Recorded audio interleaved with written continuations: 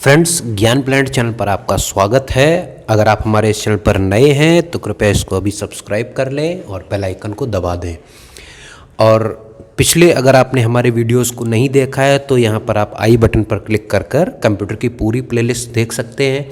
और यदि आप शिक्षा से रिलेटेड कोई कंपटीशन एग्ज़ाम की तैयारी कर रहे हैं तो हमारी अगली प्लेलिस्ट भी अवेलेबल हैं। आप उन सभी प्लेलिस्ट को हमारे ज्ञान प्लैनेट चैनल पर क्लिक करके हमारी साइकोलॉजी की सीरीज़ को और हमारी हिस्ट्री की सीरीज़ को, जो कि जीएस से रिलेटेड और जो हमारी इतिहास से रिलेटेड है, उसको भी आप जाकर चेक कर सकते हैं।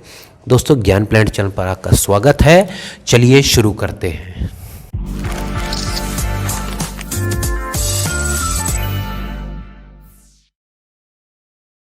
फ्रेंड्स, जो हमारा लास्ट का वीडियो था उसमें मैंने आप सभी लोगों से कंप्यूटर से रिलेटेड जो एग्जामिनेशन में क्वेश्चंस आते हैं उनको डिस्कशन किया था। उसी क्रम में मैंने आप सभी लोगों को पिछले में 21 क्वेश्चन तक के मैंने आपको सॉल्व करा दिए थे। जो आज का हमारा वीडियो है वो हमारा 22वें क्वेश्चन से स्टार्ट हो रहा है। तो ये 22वें क्वेश्चन को आप तभी देखिए जब आपने हमारा इससे पहला वाला वीडियो को देखा हो। तो आप प्लीज़ उस पूरे क्वेश्चन सीरीज़ को, आप प्रश्नावली को ज़रूर देखें और उनसे रिलेटेड सारे आप नोट्स बना लें और उसके बाद हमारे आप इस वीडियो को भी देखें ताकि आपके कोई भी क्वेश्चन कंप्यूटर से रिलेटेड मिस ना हो पाए।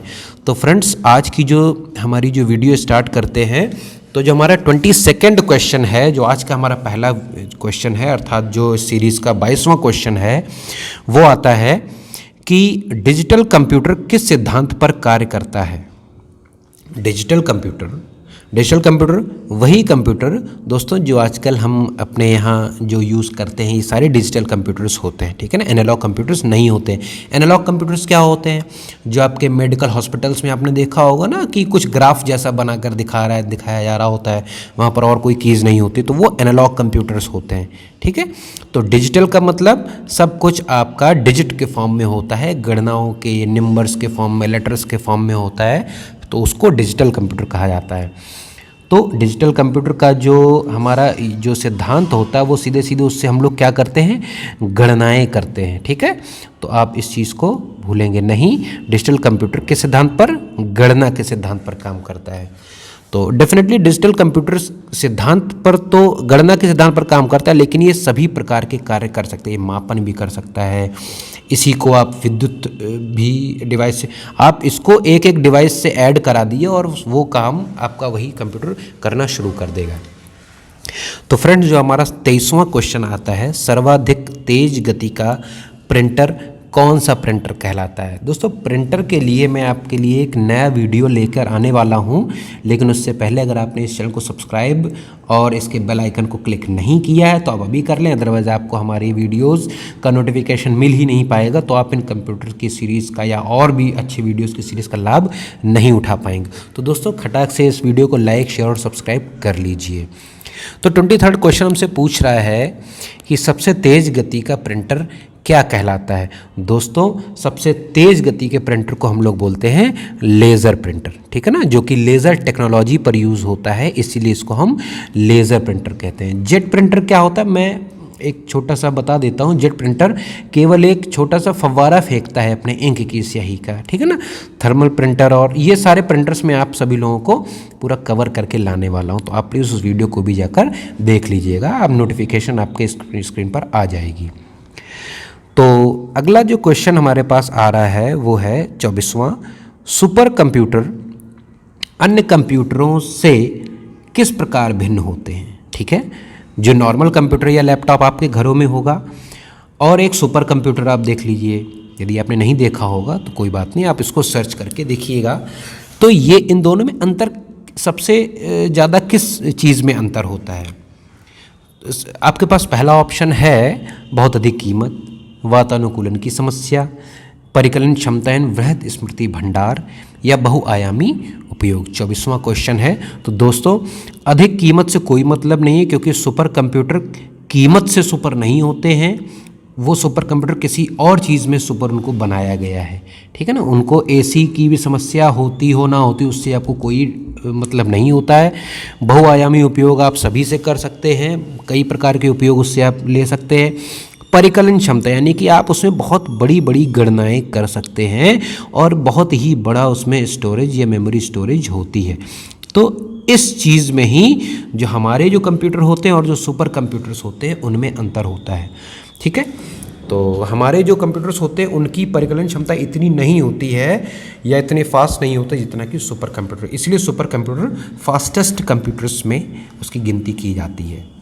तो ध्यान रखिएगा, सुपर कंप्यूटर हमारे जो नॉर्मल कंप्यूटर्स हैं उनसे क्षमता में बहुत ज़्यादा होते हैं।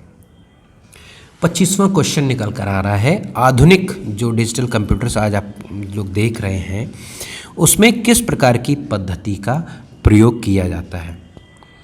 तो जो भी कंप्यूटर्स आपने अभी तक देखे उन सभी में बाइनरी जो डिजिट्स सिस्टम है तो उसी का यूज़ होता है। बाइनरी को हिंदी में कहते हैं बाई मतलब दो, ठीक है ना।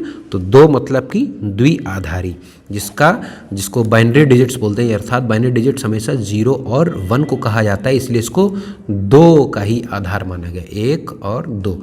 यहाँ पर दो ही डिजिट्स हैं इसलिए इसको द्विआधारी अंक पद्धति भी बोलते हैं। ठीक है, तो आधुनिक डिजिटल कंप्यूटर्स में द्विआधारी अंक पद्धति का प्रयोग किया जाता है। 26वां क्वेश्चन दोस्तों निकल कर आ रहा है, निम्नलिखित में से कौन सी वैज्ञानिक कंप्यूटर भाषा है। कंप्यूटर भाषाएं तो ये सारी हैं, लेकिन पूछा जा रहा है कि कौन सी साइंटिफिक लैंग्वेज है। ठीक है ना, साइंटिफिक प्रोग्रामिंग लैंग्वेज है। तो दोस्तों फोर्ट्रॉन आप याद रखिएगा, ये क्वेश्चन कई बार आ चुका है, बहुत बार आ चुका है, तो आप इस फोर्ट्रॉन को हमेशा याद रखेंगे। ये साइंटिफिक कंप्यूटर लैंग्वेज होती है फोर्ट्रॉन। ठीक है, तो अगर आप हमारे इस चैनल को सब्सक्राइब अभी तक नहीं किया तो प्लीज़ कर लीजिए, हमारे कंप्यूटर की सबसे अच्छी सीरीज़ चल रही है। इसी क्रम में हमारा जो 27वां जो क्वेश्चन आया है वो है कंप्यूटर भाषा फोर्ट्रॉन। ठीक है, अभी इससे पहले का क्वेश्चन क्या था, वैज्ञानिक कंप्यूटर भाषा कौन है, तो फोर्ट्रॉन है। ठीक है, और जो कंप्यूटर भाषा है वो जो फोर्ट्रॉन किस क्षेत्र में उपयोगी है, अब अभी आपसे बताया गया किस क्षेत्र में उपयोगी है, विज्ञान के क्षेत्र में, इसीलिए उसको वैज्ञानिक कंप्यूटर भाषा बोला जाता है। ठीक है, 28वां क्वेश्चन, कंप्यूटर भाषा कोबॉल किसके लिए उपयोगी की जाती है, किसके लिए उपयोगी है, तो ये ध्यान रखिएगा, व्यावसायिक कार्यों के लिए, कंपनी रिलेटेड जो कार्य होते हैं उनसे रिलेटेड आपके कार्य होते हैं, अर्थात व्यवसाय से रिलेटेड जो कार्य उसके लिए उपयोगी की जाती है। अगला क्वेश्चन 29, किस कंप्यूटर भाषा का प्रयोग वाणिज्यिक कार्यों में किया जाता है। तो दोस्तों अभी मैंने आपको बताया कोबॉल का ही उपयोग जो होता है वाणिज्यिक या व्यवसायिक कार्यों में किया जाता है, वाणिज्य या व्यवसाय, ई कॉमर्स के क्षेत्रों में या कॉमर्स के क्षेत्रों में किया जाता है। ठीक है, तो अगला क्वेश्चन जो निकल कर आता है, प्रोग्राम हेतु सबसे पहले विकसित की गई कंप्यूटर भाषा कौन सी है। तो प्रोग्राम के लिए जो सबसे पहले जो विकसित की गई भाषा थी उसको हम कहते हैं फोर्ट्रॉन। ठीक है ना, तो वैज्ञानिक आधार ही सबसे पहला हमारा लैंग्वेज भी था, जो कंप्यूटर लैंग्वेज है।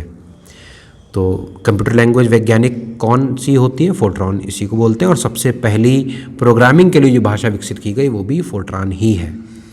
अंग्रेजी भाषा के समान उच्च स्तरीय कंप्यूटर भाषा कौन सी है।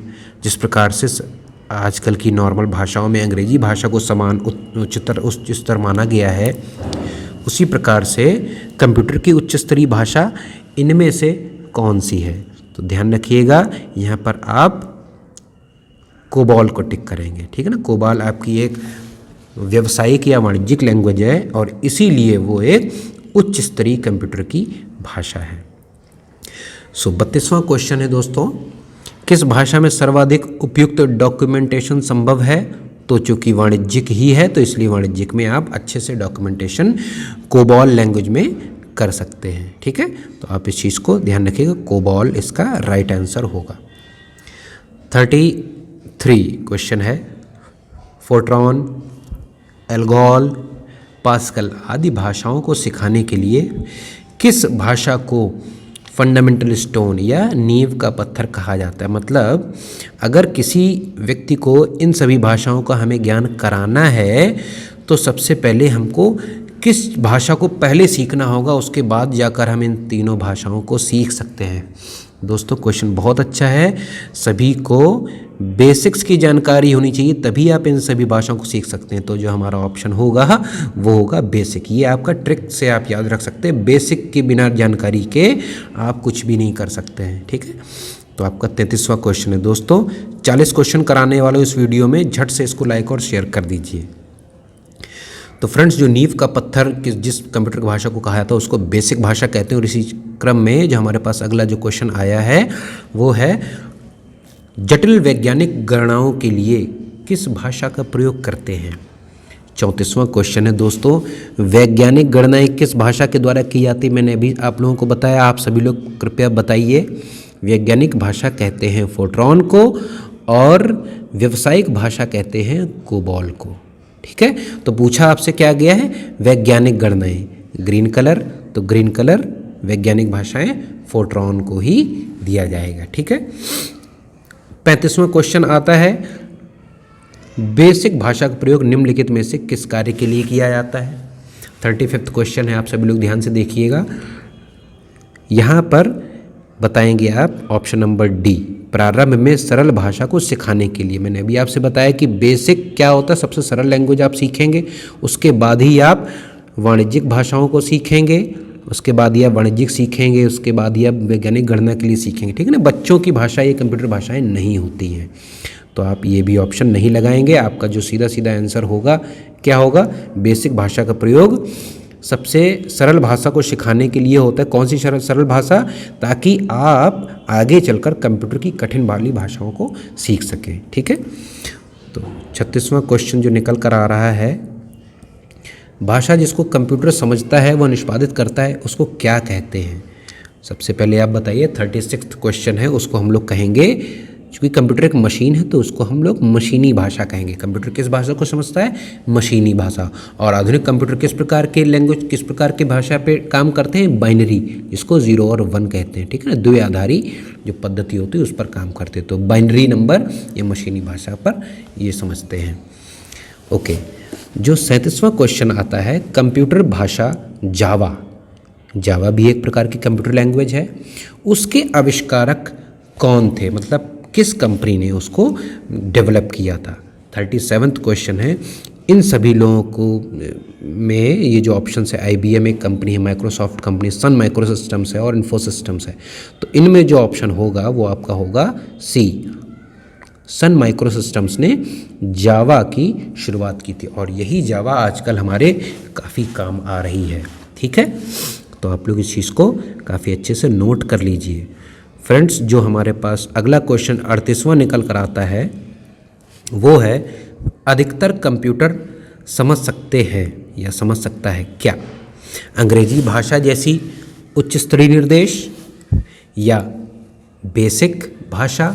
दोस्तों 38वां क्वेश्चन है, ध्यान दीजिएगा, या कोई भी भाषा या इनमें से कोई नहीं। अधिकतर कंप्यूटर सभी प्रकार की उच्च स्तरीय निर्देशों को समझ सकते हैं, ठीक है ना। आजकल के कंप्यूटर जो होते हैं वो काफ़ी समझदार हो गए हैं, वो केवल और केवल बेसिक नहीं समझेंगे, वो इनमें से कोई भी ऑप्शन आप तो वैसे भी लगाएंगे ही लगाएंगे, तो ये तो ऑप्शन आपका बेकार गया ही, ये भी गया। कोई भी भाषा आप कंप्यूटर को नहीं सिखा सकते, क्योंकि बहुत प्रकार की ऐसी भाषाएं होती हैं जो शायद आपको समझ में ना आए, तो आप कंप्यूटर को कैसे समझाएंगे। तो अंग्रेजी भाषा जैसे उच्च स्तरीय निर्देशों को वो समझ सकते हैं। कंप्यूटर निर्देशों पर काम करता है, ठीक है, इंस्ट्रक्शंस पर काम करता है। तो अगला क्वेश्चन निकल कर आ रहा है, कौन सा है, कंप्यूटर ग्रिड किसे कहते हैं। 39वां क्वेश्चन है, बी है, कंप्यूटर ग्रिड क्या होता है। दोस्तों ध्यान रखिएगा, कंप्यूटर ग्रिड जो एक सॉफ्टवेयर की जो एक संरचना है जिसमें कई प्रकार के विकलन जुड़े होते हैं, उसी को हम लोग कंप्यूटर ग्रिड कहते हैं, ठीक है ना। तो इस चीज़ को आपको रटना नहीं है, बस आप लोग ये ध्यान रखिएगा, कंप्यूटर ग्रिड क्या होता है, एक सॉफ्टवेयर की ही संरचना ही होती है, सॉफ्टवेयर का एक पार्ट होता है जिसमें बहुत सारे अदर जो पार्ट्स होते हैं वो और जुड़े होते हैं, तो वो ग्रिड के काम में, ग्रिड के रूप में दिखाई पड़ते हैं। 40वां, विंडोज़ सॉफ्टवेयर का निर्माण किसके द्वारा किया गया था। अब दोस्तों देखने वाली बात यह है कि सबसे पहले आप सभी लोग ये जान लीजिए किसका निर्माण कौन करता है, किसका निर्माण कौन करता है, ये सारी कंपनियां दी हुई हैं, ठीक है। तो 40वां क्वेश्चन आपसे क्या पूछ रहा है कि विंडोज़ का निर्माण किसने किया। अब विंडोज़ का निर्माण तो माइक्रोसॉफ्ट ने किया था, बिल गेट्स ने। तो बिल गेट्स या माइक्रोसॉफ्ट यहाँ पर कोई दिया ही नहीं है, ठीक है। तो यहाँ पर आप लगाएंगे इनमें से कोई नहीं, क्योंकि विंडोज़ का निर्माण किया गया था किसके द्वारा? माइक्रोसॉफ्ट के द्वारा। माइक्रोसॉफ्ट विंडोज़ कहते हैं ना इसको, माइक्रोसॉफ्ट विंडोज़, तो इसका पूरा नाम है माइक्रोसॉफ्ट विंडोज़। तो दोस्तों 40वां क्वेश्चन मैंने आपको करा दिया है, और अगर आपको हमारा ये वीडियो अच्छा लगा हो तो आप इसको अभी लाइक कर दें, शेयर कर दें, और इस चैनल को अभी जल्दी से सब्सक्राइब कर दें। दोस्तों ज्ञान प्लैनेट चैनल आपका धन्यवाद करता है। आपका दिन शुभ हो।